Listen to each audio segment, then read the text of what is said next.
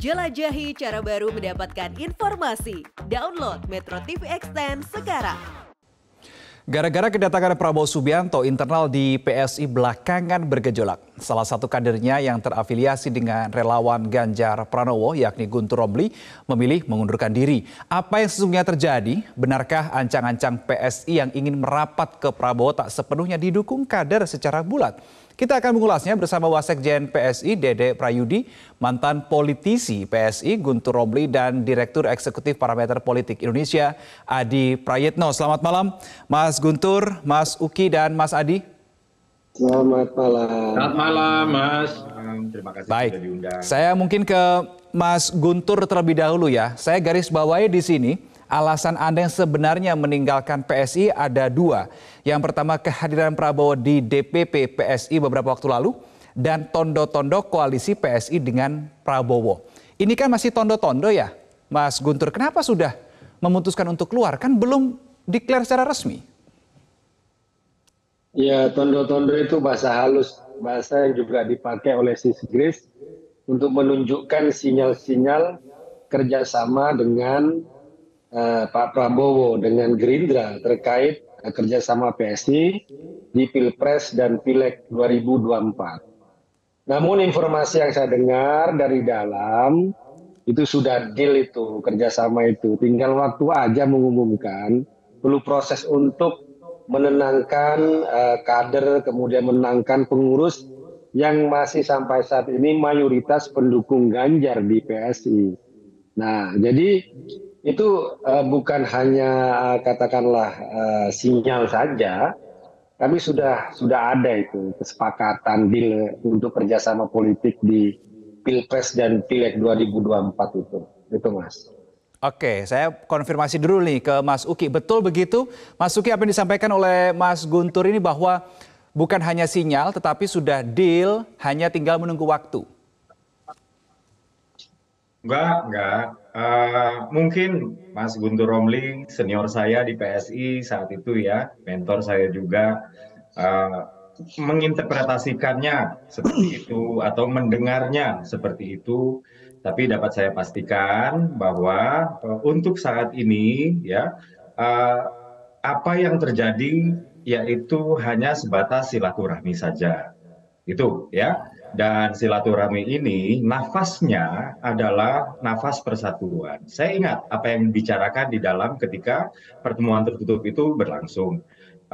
Saat itu Pak Prabowo ya itu mengatakan bahwa dengan tingkat ketidakpastian global yang begitu tinggi, sementara Indonesia sekarang memiliki 13 tahun paling krusial untuk menjadi negara maju, maka Indonesia membutuhkan satu modalitas yang paling mutlak untuk dibutuhkan sekarang, yaitu apa? Yaitu persatuan bangsa. Dan saat itu antara PSI dengan Pak Prabowo fokus membicarakan kesamaan-kesamaan dan tidak satu kali pun terucap kata koalisi di dalam pertemuan tersebut, gitu. Nah, sementara dari sisi PSI kami mengapresiasi Pak Prabowo ya, yang setelah pertarungan 2019 yang begitu sengit akhirnya memutuskan untuk berkoalisi dengan Pak Jokowi, sehingga tugas-tugas kenegaraan Pak Jokowi itu menjadi tidak seberat itu apabila kita bandingkan misalnya dengan Pak Prabowo berada di posisi gitu misalnya dengan Gerindra. Ya, dan Mas Uki, berarti dengan kata lain belum berkoalisi, belum ada omongan kerjasama politik, baru penjajakan, begitu maksudnya? Komunikasi politik itu memang penting untuk dibangun, tapi kami tidak membatasi komunikasi politik itu dengan siapa dan itu kaitannya dengan koalisi, begitu. Ini kabar terakhir, Mas Reno, bahwa Wakil Ketua Dewan Pembina kami, yaitu Sis Grace Natali, itu sedang membangun komunikasi yang intens ya dengan PDIP ya, supaya dalam waktu dekat kami dapat mengunjungi PDIP. gitu. Oke, Jadi yang dapat baik. kami katakan pada saat ini adalah silaturahmi ini tidak lebih daripada silaturahmi persatuan bangsa, ya, bukan silaturahmi politik partisan untuk memenangkan pilpres atau capres tertentu di dalam pilpres, ya. Dan komunikasi politik ini akan kami lanjutkan ke partai-partai lain, termasuk dengan partainya Mas Ganjar Pranowo, yaitu PDIP, yang sekarang kami sedang menjalin komunikasi sangat intens sekali. Oke, baik. Mas Guntur, ternyata kata Mas Uki bukan kok, bukan membahas soal koalisi begitu. Gimana nih, Mas Guntur tanggapannya? Ya, itu kan hanya retorika untuk menenangkan pendukung dan pengurus PSI yang mayoritas masih sangat cinta kepada Ganjar Pranowo, ya.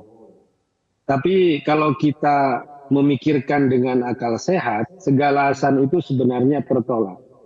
Misal isu persatuan, isu rekonsiliasi, itu hanya masuk pada 2019, dan itu ketika Pak Jokowi ingin melakukan kabinet persatuan dengan mengajak Pak Prabowo itu ke dalam kabinetnya setelah pertarungan Pilpres 2014-2019. Nah, kalau sekarang tiba-tiba PSI mau menggunakan kata persatuan, itu konteksnya apa? Ya, kecuali kalau untuk persatuan untuk 2024 gitu kan. Kemudian apakah kita mau bersatu dengan orang yang memiliki masa lalu pelanggaran hak asasi manusia dengan penculikan aktivis? Nah, ini kan tidak bisa kita menutup mata, itu adalah fakta sejarah. Buktinya adalah Pak Prabowo dipecat dari TNI. Kemudian kalau Anda bicara soal Pak Prabowo membantu pemerintahan Pak Jokowi, Pak, bagi saya enggak. Buktinya food estate yang dibawa Kemenhan itu gagal. Banyak sekali berita soal itu. Laporan juga media banyak soal itu. Kemudian pembelian pesawat bekas dari Qatar. Padahal Pak Jokowi kan sering bilang bahwa alutsista itu jangan beli yang bekas, beli yang baru. Jadi saya tidak punya relevansi, tidak punya konteks ketika PS itu mengajak Pak Prabowo dengan alasan apa? Alasan persatuan. Persatuan itu hanya dimiliki oleh Pak Jokowi ketika konteksnya adalah untuk mengurangi ketegangan setelah kontestasi pemilu 2014, 2019. Kemudian Pak Prabowo punya masa lalu yang kita tahu tadi saya sampaikan. Kemudian Pak Prabowo juga menjadi beban. Banyak masalah dalam pemerintahan Pak Jokowi. Dan jangan lupa bahwa PSI pernah mengkritik dengan keras soal budget yang katanya akan dikeluarkan oleh Kementerian Pertahanan, ya. Dan waktu itu menjadi polemik dengan Gerindra. Apakah semua fakta-fakta itu di masa lalu mau ditutupi dengan dalih persatuan yang tidak punya relevansinya sama sekali, kecuali persatuan untuk koalisi dan kerjasama 2024. Begitu. Oke, jadi Mas Guntur berpendapat bahwa persatuan yang dimaksud Mas Uki barusan adalah persatuan untuk koalisi dalam konteks pemilu 2024. Tapi begini, saya ingin tanyakan ke Mas Uki bahwa begini Mas Uki, ketika ini baru ketemu, sesuai dengan kata-kata Anda tadi, ini hanya menjalin silaturahmi begitu ya. Tetapi sudah ada kader yang kemudian hengkang. Nah, ini apakah kemudian akan membuat PSI berpikir ulang untuk melakukan langkah-langkah berikutnya? Ya, saya pribadi dan PSI ya ini tentu merasa sangat kehilangan ya dengan perginya seorang politisi yang kami anggap sudah senior, yang kami anggap sangat mempengaruhi, sangat berpengaruh ya dalam perjalanan politik PSI tentu saja gitu. Dan apakah ini akan mempengaruhi atau tidak ya? Dilihat lagi konteksnya gitu.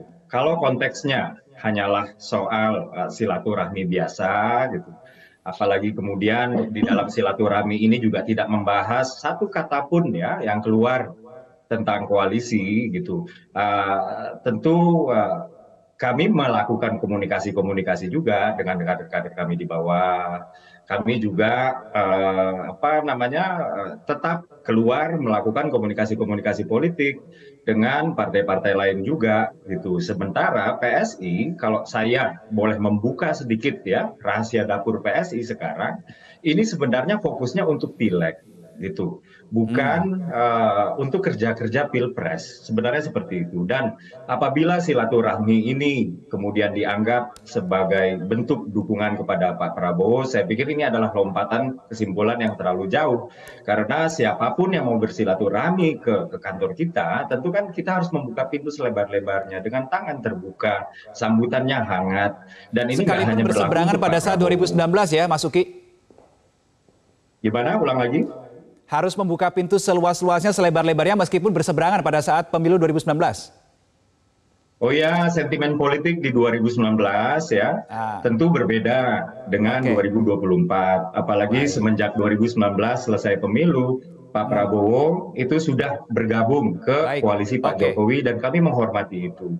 Nah, sedikit saja saya menanggapi Mas Guntur ya, mentor saya ya, bahwasannya apa sih kira-kira dari persatuan ini yang sudah menjadi gain buat Indonesia secara keseluruhan. Indonesia di tahun 2020 mulai dihantam oleh sebuah badai yang bernama COVID-19 gitu. Kemudian habis itu ada krisis ancaman resesi global. Kemudian ada juga yang namanya krisis pangan gitu. Nah, hal-hal seperti ini tentu bisa dihadapi dengan baik ya oleh pemerintahan Pak Jokowi apabila misalnya Pak Jokowi ini fokus menghadapi tantangan tersebut tanpa direcoki oleh konflik-konflik di dalam internal Indonesia sendiri misalnya. Baik, Mas Uki ditahan dulu jawabannya, kita masih ada satu segmen lagi untuk membahas tema kita pada malam hari ini. Saya juga ingin tanya ke Mas Adi Prayitno, ketika PSI ini membuka pintu selebar-lebarnya untuk Prabowo ketika berkunjung pada pekan lalu, apakah ini mengindikasikan sebetulnya muara politik Jokowi di pemilu 2024? Karena PSI sudah declare apa kata Jokowi. Kita bahas di segmen berikutnya, tetap bersama kami. Cara mudah mendapatkan informasi dengan satu sentuhan jari. Download Metro TV Extend.